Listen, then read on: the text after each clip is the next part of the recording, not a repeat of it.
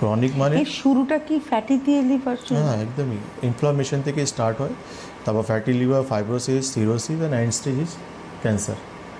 আর আপনি বলছিলেন যে 4টে স্টেজ রয়েছে। এটাই তো বললাম আমি, inflammation, fatty liver, fibrosis, cirrhosis and last হচ্ছে ক্যান্সার। ক্যান্সার।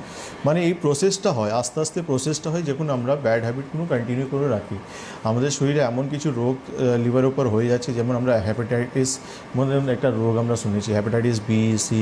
এটা যখন আমাদের শরীরে এই ব্যাকটেরিয়া ভাইরালগুলো যখন আমাদের লিভারকে এফেক্ট করে, আমরা কন্টিনিউয়াসলি কিছু মেডিকেশন ওয়াটার কাউন্টার খেয়ে যাচ্ছি, সেটা আমাদের লিভারকে ইফেক্ট করে। যেমন প্যারাসিটামল আমরা সব থেকে কমন মেডিসিন আমরা শুনেছি, একদম।